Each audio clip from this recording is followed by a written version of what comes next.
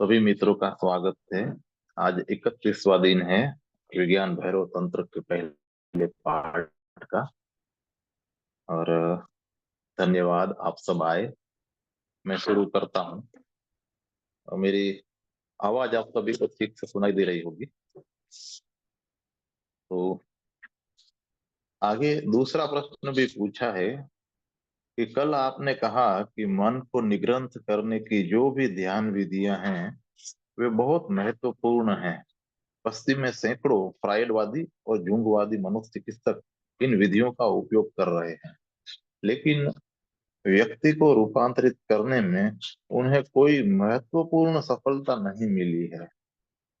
उनकी असफलता के कारण क्या है? उनकी विधि की त्रुटियां क्या है? भगवान कहते हैं कि अनेक बातें यहाँ विचारणीय है। एक तो यह कि पाश्चात्य मनोविज्ञान अभी मनुष्य की आत्मा में विश्वास नहीं करता है। वह केवल मनुष्य के मन को मानता है। अभी पश्चिम के मनोविज्ञान के लिए मन के पार कुछ भी नहीं है। और अगर मन के पार कुछ भी नहीं है तो फिर तुम जो भी करोगे उससे मनुष्य का भला नहीं होगा। ज्यादा से ज्यादा उससे मनुष्य को सामान्य बनाया जा सकता है, बस। और यह सामान्य होना क्या है? सामान्य होना सिर्फ औसत होना है। और अगर औसत व्यक्ति ही सामान्य नहीं है तो सामान्य होने का कुछ भी अर्थ नहीं है। उसका केवल इतना अर्थ होता है कि तुम भीड़ के साथ समायोजित हो गए, बस। पश्चिम का मनोविज्ञान एक ही काम करता है। जब भी किसी व्यक्ति का भीड़ के साथ समायोजन टूट जाता है तो पश्चिमी विधियां फिर से भीड़ के साथ उनका समायोजन जोड़ देती हैं। लेकिन भीड़ को कोई नहीं देखता कि यह भीड़ खुद।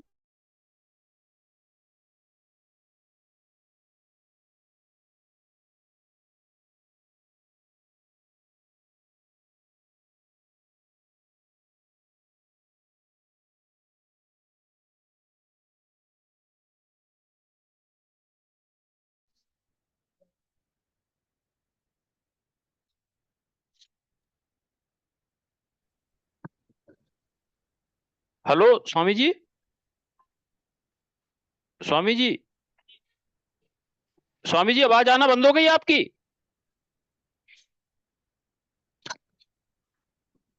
दे दी बेटा उसने।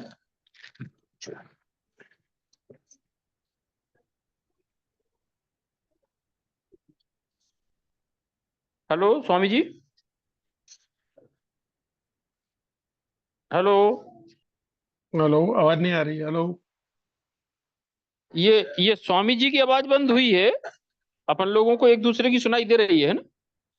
हाँ। हाँ। मैं संपर्क करता हूँ। क्या हाँ जी, इश्यू हाँ जी। है? हाँ। हाँ, कुछ स्वामी। नेटवर्क का इश्यू हुआ था। अच्छा अच्छा, ओके ओके। हाँ हाँ, फिर से शुरू कर। तो लेकिन पश्चिमी मनोविज्ञान के लिए समाज ही मापदंड। बुद्ध उनके लिए मापदंड नहीं हो सकते, क्योंकि वे नहीं मानते कि आत्मा जैसी कोई चीज है। और अगर आत्मा नहीं है तो फिर बुद्धत्व भी नहीं हो सकता है, क्योंकि आत्मा का प्रकाशित होना ही बुद्धत्व है। इसलिए पश्चिम का मनोविज्ञान मात्र चिकित्सा है। वह चिकित्सा का अंग है। वह तुम्हें समायोजित योजित होने में सहयोग देता है, पर वह अतिक्रमण में सहयोग नहीं देता है। पूर्व मन के अतिक्रमण के लिए प्रयत्न करता है, क्योंकि हमारे लिए मानसिक रुग्णताएं नहीं है। याद रहे, हमारे लिए मानसिक रोग ही नहीं है। हमारे लिए तो मन ही खुद रुग्णता है। मन ही रोग है। पश्चिम के मनोविज्ञान के लिए मन रोग नहीं है। वह तो तुमको मन समझता है। तुम मन हो। वह मन को रोग कैसे मान सकता है? उसके लिए मन स्वस्थ भी हो सकता है, मन बीमार भी हो सकता है। हमारे लिए मन ही रोग है। मन कभी स्वस्थ नहीं हो सकता। जब तक तुम मन के पार नहीं जाते तुम स्वस्थ नहीं हो सकते। तब तक तुम या तो रुग्ण या या समायोजित हो, या रुग्ण और असमायोजित हो, लेकिन स्वस्थ नहीं हो। सामान्य आदमी स्वस्थ नहीं है, वह सीमा के भीतर, पर रुग्ण जरूर है। असामान्य वह है जो सीमा के बाहर चला जाता है। और सामान्य तथा असामान्य में केवल मात्रा का फर्क है, गुण का नहीं। तुम्हारे और पागल खाने में रहने वाले के बीच कोई गुण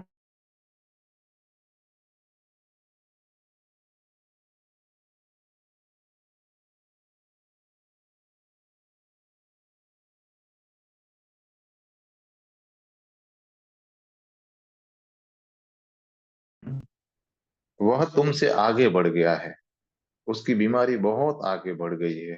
तुम रास्ते में हो और वह पहुंच गया है।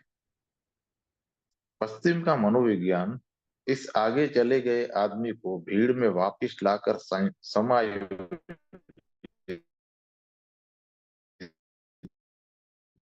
कर देता है। वह जाए उतना ही ठीक है, लेकिन हमारे लिए जब तक आदमी मन के पार नहीं जाता है तब तक वह पागल ही है, क्योंकि मन ही पागलपन है। इसलिए हम मन का निग्रंथन करते हैं, ताकि हम उसको जान सकें जो मन के पार है। वे भी मन के निग्रंथन के कुछ उपाय करते हैं, लेकिन उद्देश्य उनका समायोजन है। उनके लिए मन के पार कुछ नहीं है। और ख्याल रहे, जब तक तुम स्वयं पार नहीं जाते कुछ भी महत्वपूर्ण घटित नहीं होगा।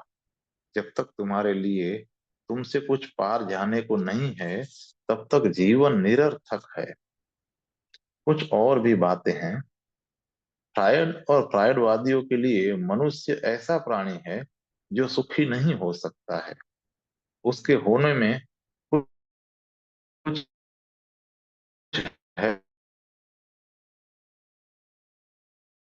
है कि आदमी सुखी नहीं है, इतने से संतुष्ट हो जाओ।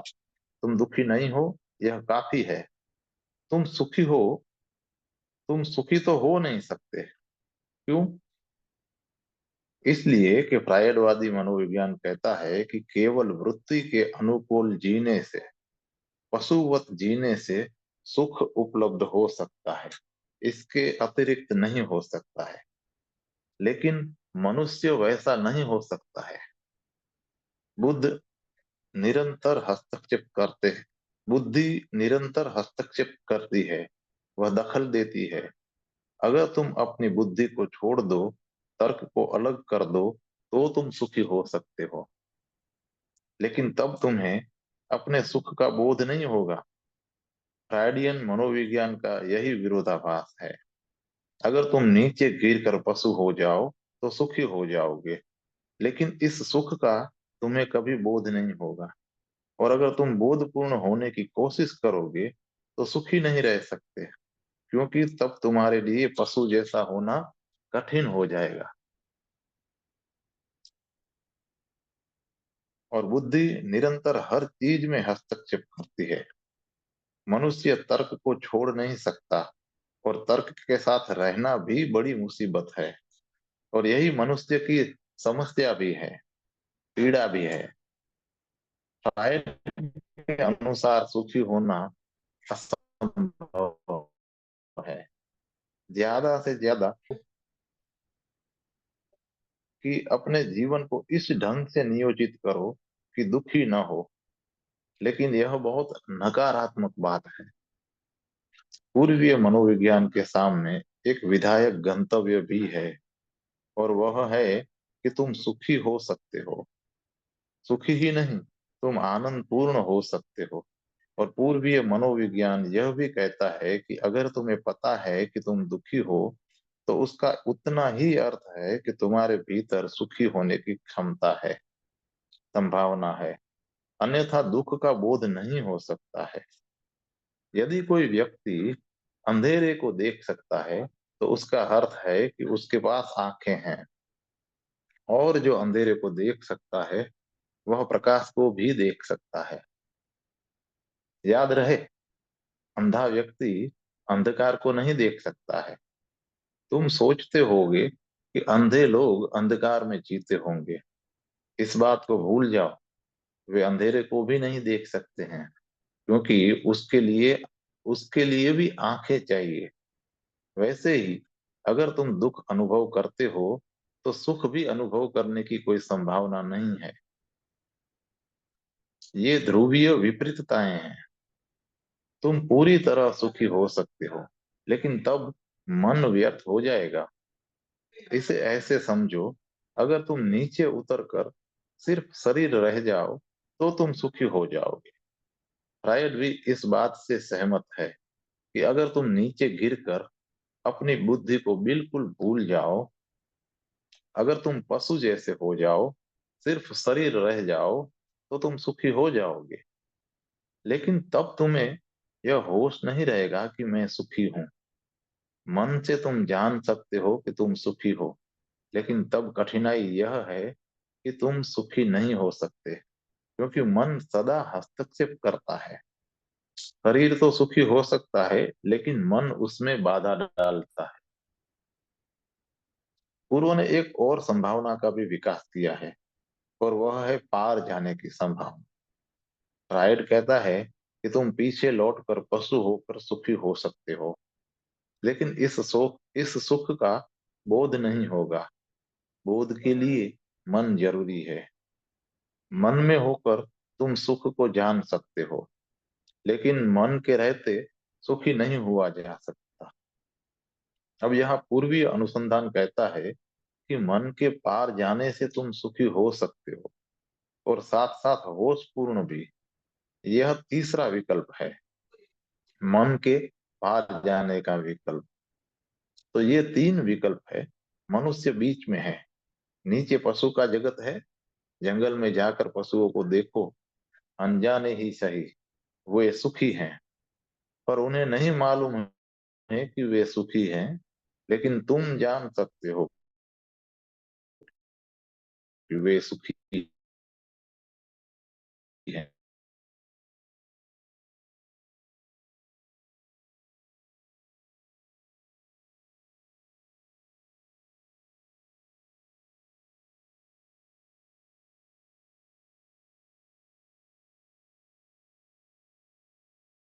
निर्दोष पक्के हैं, वे पक्षी सुखी हैं।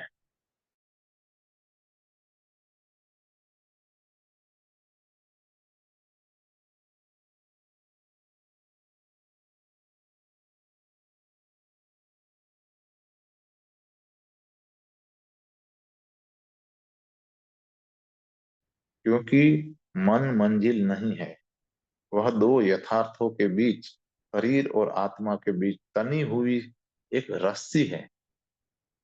तुम्हारी हालत रस्सी पर चलने वाले नट जैसी है। वह कभी चैन में नहीं रह सकता है। या तो उसे आगे जाना होगा या पीछे जाना होगा। वह बीच में खड़ा नहीं रह सकता। तब उसे रस्सी से उतरना होगा। दो ही विकल्प हैं, या तो वह आगे जाए या पीछे जाए। मन मन भी वैसी ही रस्सी है, और मन के साथ जीना रस्सी पर चलना है। उसमें असंतुलन और बेचैनी अनिवार्य है। हर एक क्षण चिंता और संताप का क्षण है। मन का जीवन तनाव का जीवन है। यही कारण है कि पश्चिम का मनोविज्ञान तुम्हें सामान्य बना देता है, लेकिन वह तुम्हें आत्म उपलब्ध नहीं बना सकता है। लेकिन अब पश्चिम भी सोच रहा है, वहां भी नए अंकुर फूट रहे हैं, और प्रगाढ़ रूप से पूर्व पश्चिम में प्रवेश कर रहा है। असल में पूरब के जीतने का यही ढंग है। पश्चिम ने पूरब पर विजय पाई, लेकिन उसका ढंग बड़ा स्थूल था। पूरब के जीतने के अपने रास्ते हैं, वे बहुत सूक्ष्म और शांत हैं। अब पूरब पश्चिमी मन में प्रवेश कर रहा है। किसी हिंसा और संघर्ष के बगैर पूरब पश्चिम के मन में छाता जा रहा है। देर अबेर पश्चिम के मनोविज्ञान को अतिक्रमण की धारणा मन के पार जाने की धारणा विकसित करनी ही होगी। मन का निग्रंथन दोनों ढंग से सहयोगी सिद्ध हो सकता है। अगर तुम सिर्फ चित्त को सामान्य बनाना चाहते हो तो वह उसमें भी सहयोगी होगा, मगर उस हालात में अतिक्रमण तुम्हारा उद्देश्य नहीं होगा। और अगर अतिक्रमण उद्देश्य हो तो उसमें भी निग्रंथन सहयोगी होगा। ये विधियां मानसिक शांति के लिए भी काम आ सकती हैं, और ये विधियां सच्ची शांति के लिए भी काम आ सकती हैं, जो मन की नहीं है। शांति भी दो प्रकार की है। एक तो मन की शांति है, और दूसरी शांति है जो मन के पार की शांति है। और मन के नहीं हो जाने पर जो शांति उपलब्ध होती है वह मन की शांति से सर्वथा भिन्न है। मन की शांति में मन रह जाता है, लेकिन उसकी विक्षिप्तता न्यूनतम हो जाती है। पश्चिम के मनोविज्ञान को अध्यात्म पर आना ही होगा, तभी मनुष्य अतिक्रमण कर सकता है। उसको दर्शन भी बनना होगा, और अंततः उसे धर्म भी बनना होगा। केवल तभी वह मनुष्य को समाधि में ले जा सकता है। तीसरा प्रश्न, आप ध्यान की अनेक विधियां हमें समझाते रहे हैं, लेकिन क्या यह सच नहीं है कि कोई विधि तब तक बहुत शक्तिशाली कारगर नहीं हो सकती है जब तक साधक को उसमें दीक्षित न किया जाए? भगवान कहते हैं, कोई भी विधि गुणात्मक रूप से भिन्न हो जाती है जब तुम्हें उसमें दीक्षित किया जाता है। मैं विधियों की चर्चा कर रहा हूं, तुम उन्हें प्रयोग में ला सकते हो। तुम उसकी वैज्ञानिक पृष्ठभूमि को, उसके ढंग ढांचे को जान लो। तुम उससे प्रयोग में ला सकते हो, लेकिन दीक्षा से उसकी गुणवत्ता बदल जाएगी। अगर तुम्हें किसी विशेष विधि में दीक्षित करूं तो बात और हो जाएगी। दीक्षा के संबंध में बहुत सी बातें हैं जो समझने जैसी हैं। अब मैं तुमसे किसी विधि की चर्चा और व्याख्या करता हूं तो तुम अपने ढंग से उसे प्रयोग में ला सकते हो। विधि तो तुम्हें समझा दी गई है, लेकिन वह तुम्हारे अनुकूल है या नहीं, वह तुम पर काम करेगी या नहीं, या तुम किस ढंग के आदमी हो, ये बात नहीं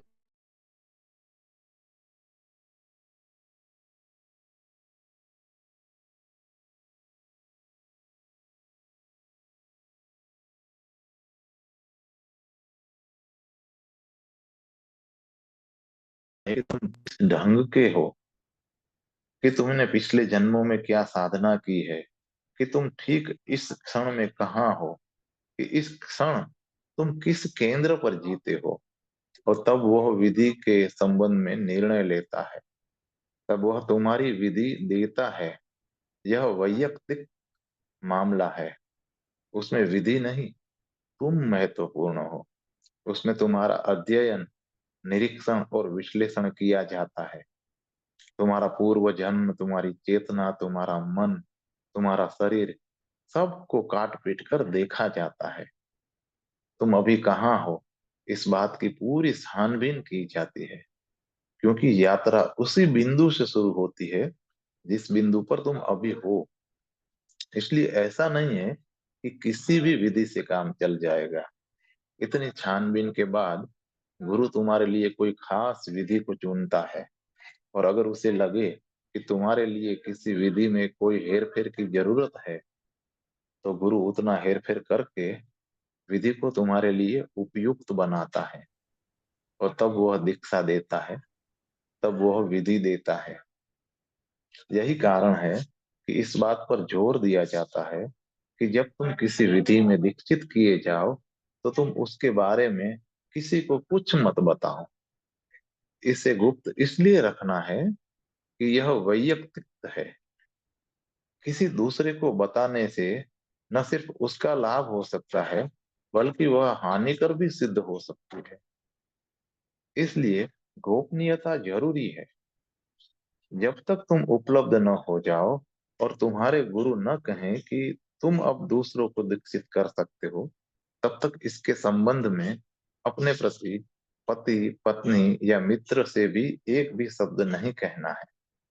यह अत्यंत गोपनीय है, क्योंकि यह खतरनाक है, यह बहुत शक्तिशाली है, यह केवल तुम्हारे लिए चुनी गई विधि है, इसलिए तुम पर ही काम करेगी। सच तो यह है कि प्रत्येक व्यक्ति इतना अनूठा है कि उसके लिए एक अलग विधि की जरूरत पड़ेगी, और थोड़े ही हेरफेर के साथ कोई विधि उसके लिए उपयुक्त हो सकती है। यह जो चर्चा मैं इन 112 विधियों के संबंध में कर रहा हूँ, वे सामान्य विधियां हैं, और सामान्यीकृत विधियां हैं। ये विधियां जिन पर प्रयोग हुए हैं, यह उनका सामान्य रूप है, ताकि तुम उनसे परिचित हो सको, ताकि तुम प्रयोग कर सको। यदि उनमें से कोई तुम्हें जच जाए तो तुम उसे जारी रख सकते हो, लेकिन यह विधि में दीक्षा नहीं है। दीक्षा तो गुरु शिष्य के बीच बिल्कुल वैयक्तिक बात है। दीक्षा एक गुरु संप्रेषण है। इतना ही नहीं, दीक्षा में अनेक बातें निहित है। तब गुरु को विधि देने के लिए एक सम्यक क्षण का चुनाव करना पड़ता है, ताकि विधि तुम्हारे अचेतन की गहराई में उतर सके। जब मैं इनकी चर्चा कर रहा हूँ, तो तुम्हारा चेतन मन सुन रहा है। तुम उन्हें भूल जाओगे। जब चर्चा समाप्त होगी, तब इन 112 विधियों के तुम नाम भी नहीं बता सकोगे। अनेक को तुम पूरी तरह से भूल जाओगे, और जो थोड़ी सी विधियां याद रहेंगी, वे एक दूसरे में इतनी उलझी होंगी कि तुम्हें कहना भी मुश्किल होगा कि कौन क्या है। इसलिए गुरु को ठीक क्षण खोजना पड़ता है,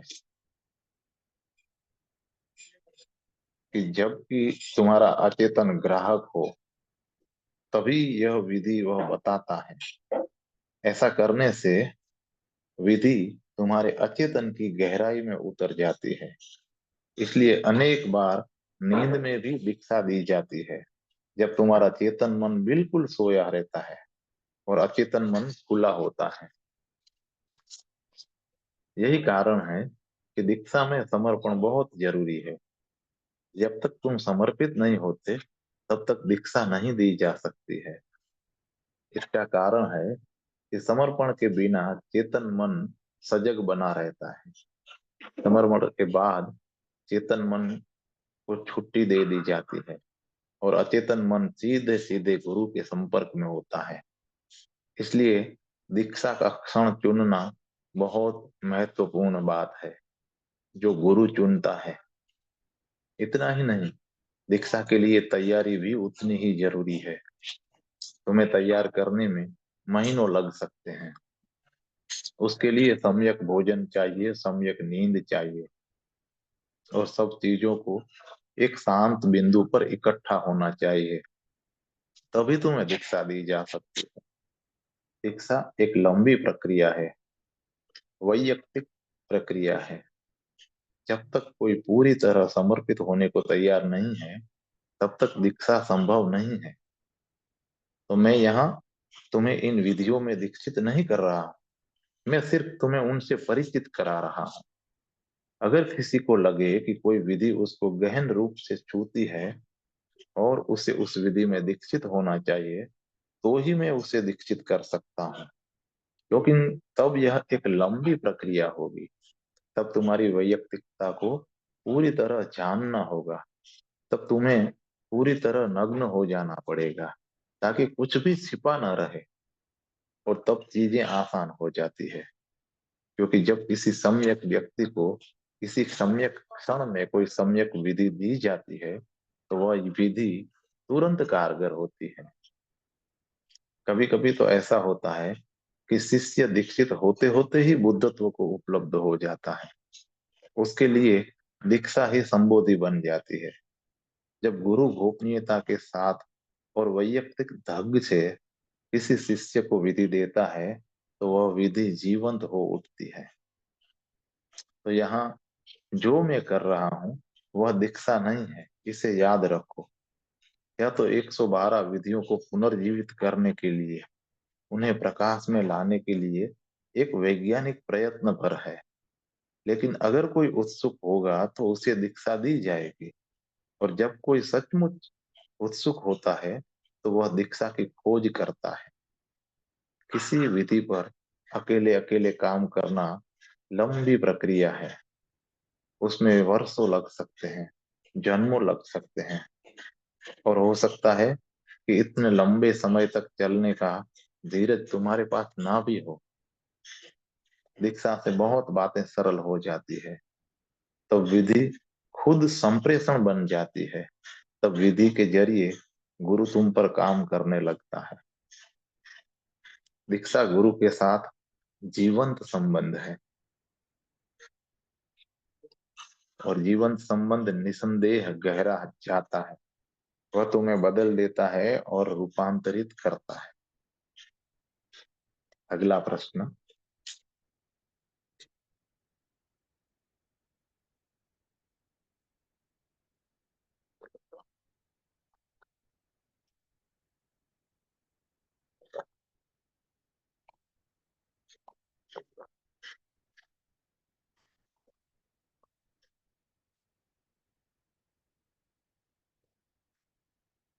आपने जॉर्ज गुजियफ को उद्धृत करते हुए कहा कि तादात्म्य ही एकमात्र पाप है। लेकिन यहाँ अनेक विधियों में तादात्म्य का उपयोग किया गया है।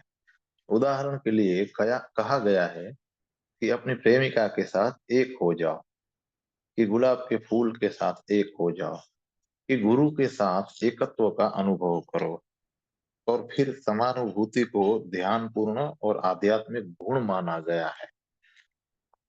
इसलिए गुरजीएफ का यह कथन अंशतः ही सही हो सकता है, और वह भी थोड़ी सी विधियों के प्रसंग में ही। यहाँ भगवान कहते हैं, नहीं, अंशतः नहीं, समग्रतः।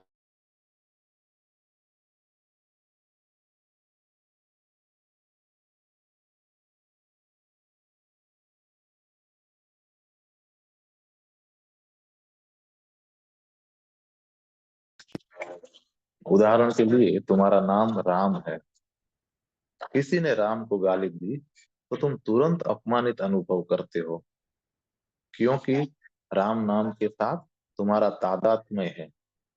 लेकिन यह तादात्म्य चेतन नहीं है, यह अचेतन है।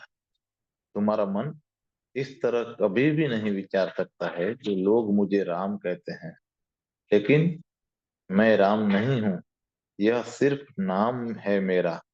वैसे हर कोई अनाम पैदा होता है, नाम दिया हुआ है, यह काम चलाऊ है। वह आदमी मेरे इस काम चलाऊ नाम को गाली दे रहा है। इसलिए विचारणीय है कि मैं क्रोध करूं या ना करूं। तुम इस तरह कभी तर्क वितर्क नहीं करते हो, और अगर करो तो तुम्हें कभी क्रोध आएगा ही नहीं। लेकिन होता यह है कि राम को गाली दी जाती है और तुम अपमानित अनुभव करते हो। यद्यपि यह नाम काम चलाऊ और सांयोगिक है, यह तादात्म्य अचेतन है, चेतन नहीं है।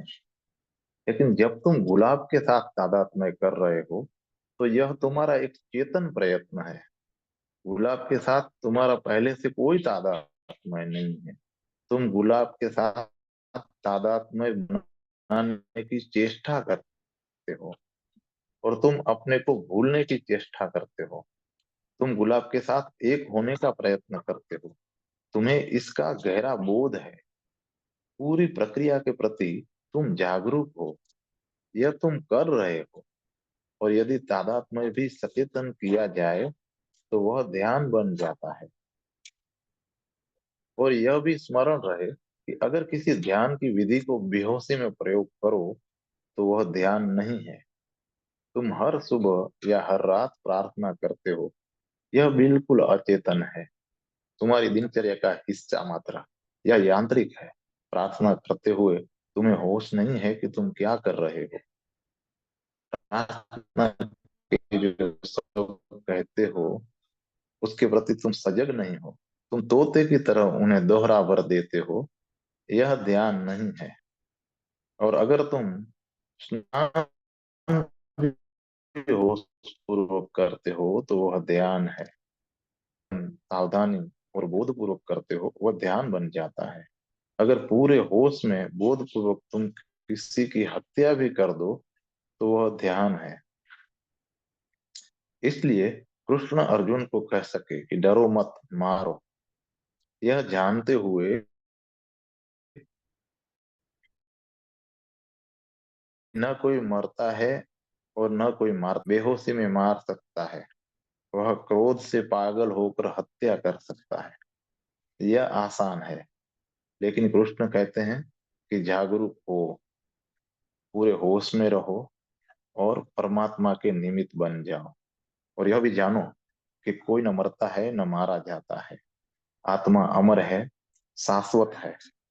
कृष्ण अर्जुन को कहते हैं कि सिर्फ शरीर मरता है, इसलिए शरीर को मारो। और अगर अर्जुन इतना ध्यानपूर्ण हो सकता है, इतना जागरूक हो सकता है, तो उसमें कोई हिस्सा नहीं है, हिंसा नहीं है। फिर न कोई मरता है और न कोई पाप होता है। मैं तुम्हें नागार्जुन के जीवन से एक प्रसंग बताता हूँ। भारत ने जो महान गुरु पैदा किए, नागार्जुन उनमें से एक थे। वे बुद्ध, महावीर और कृष्ण की समता रखते थे। और नागार्जुन नागार्जुन एक दुर्लभ दुर्लभ प्रतिभा थे। सत्य तो यह है कि बौद्धिक तल पर सारी दुनिया में वे अतुलनीय हैं। ऐसे तीक्ष्ण और प्रगाढ़ प्रतिभा कभी कभी घटित होती है। नागार्जुन एक नगर से गुजर रहे थे, वह राजधानी है। और नागार्जुन सदा नग्न रहते थे। उस राज्य की रानी को नागार्जुन के प्रति बहुत प्रेम था, बहुत श्रद्धा थी और बहुत भक्ति थी। नागार्जुन भोजन मांगने राजमहल गए। उनके हाथ में लकड़ी का भिक्षा पात्र था। रानी ने उनसे कहा कि आप कृपा कर मुझे भिक्षा पात्र दे दें। मैं इसे आपकी भेंट समझूंगी और इसकी जगह में आपके लिए दूसरा भिक्षा पात्र इसकी जगह मैंने आपके लिए दूसरा भिक्षा पात्र निर्मित कराया है। नागार्जुन ने भेंट स्वीकार कर ली। दूसरा भिक्षा पात्र सोने का बना था और उसमें बहुमूल्य रत्न जड़े हुए थे। वह बहुत कीमती था। लेकिन नागार्जुन ने कुछ नहीं कहा। सामान्यतः कोई सन्यासी उसे नहीं लेता, वह कहता कि मैं सोने को छूता नहीं हूँ। लेकिन नागार्जुन ने उसे ले लिया। अगर सच में सोना मिट्टी है तो फिर भेद क्या करना।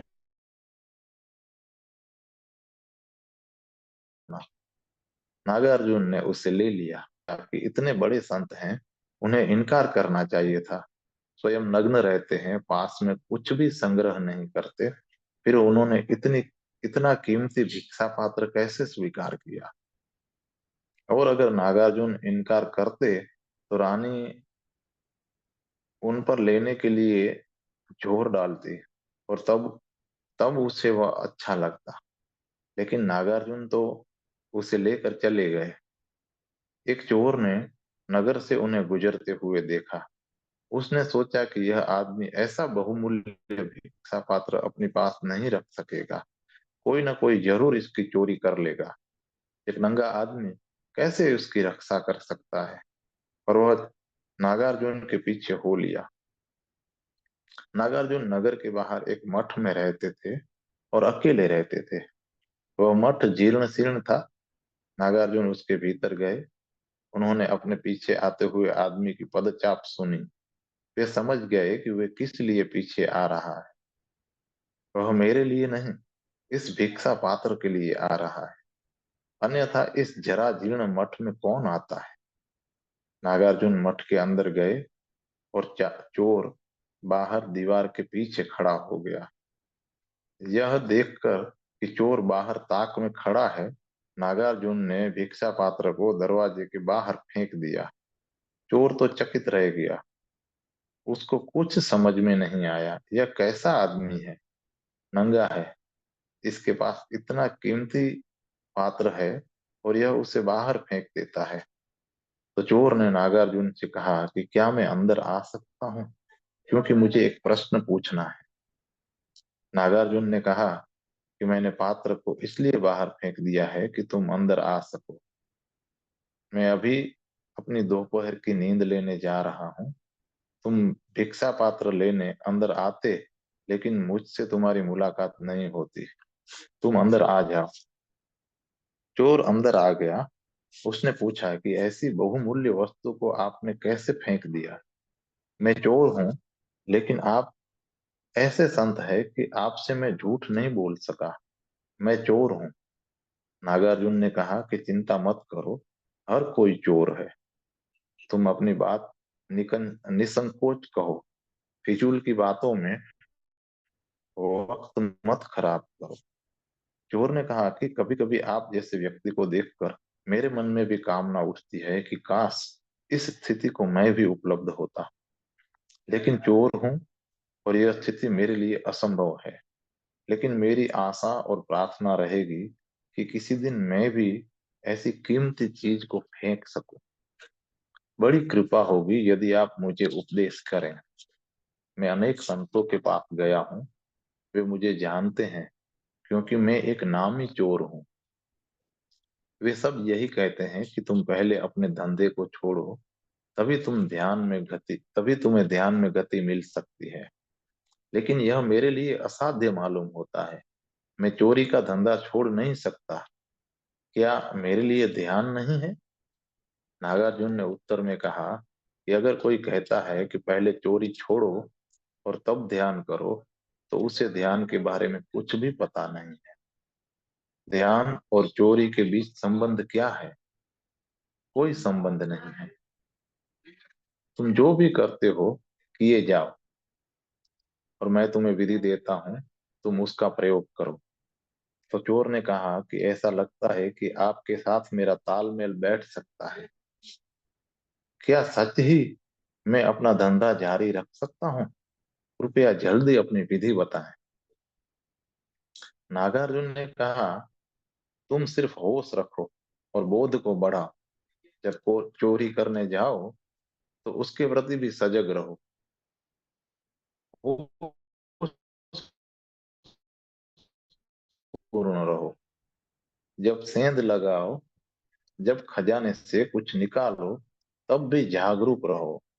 होश के साथ निकालो। तुम क्या कर रहे हो, इससे मुझे कोई लेना देना नहीं। लेकिन जो भी करो, बोधपूर्वक करो, और 15 दिन के बाद मेरे पास आना। लेकिन यदि इस विधि का अभ्यास न कर सको, तो मत आना।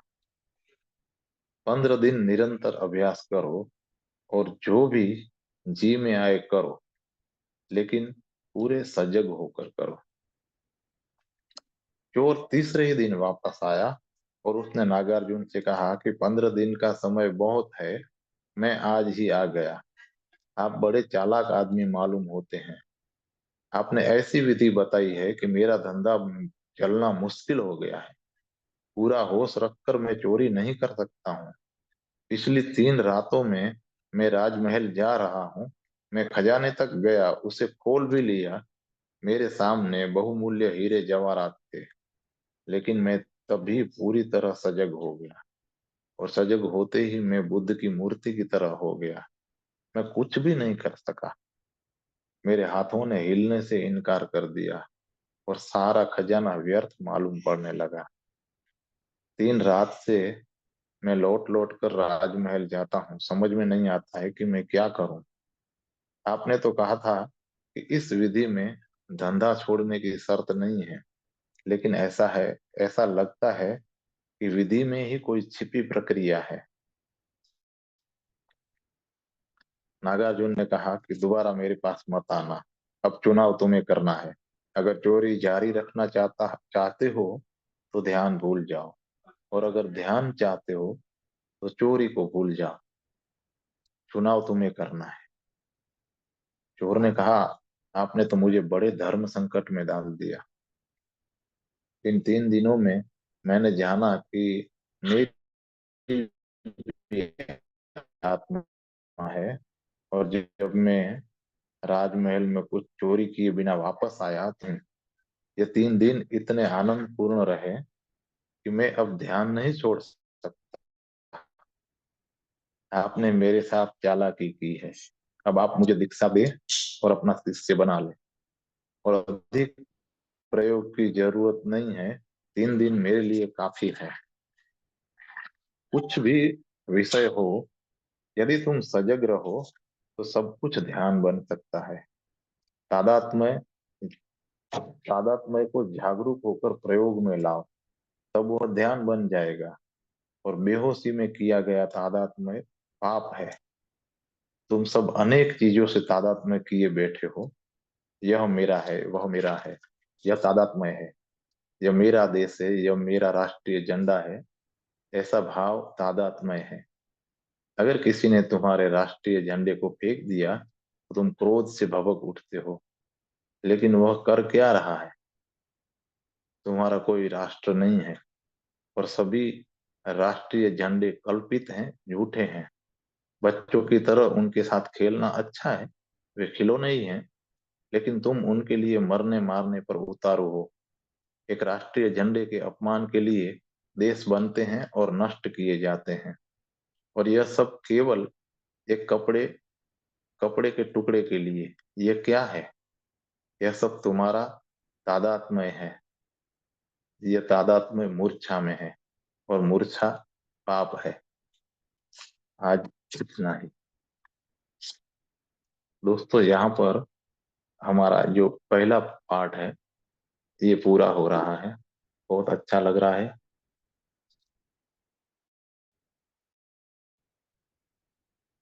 कल से हम दूसरा पार्ट शुरू करेंगे।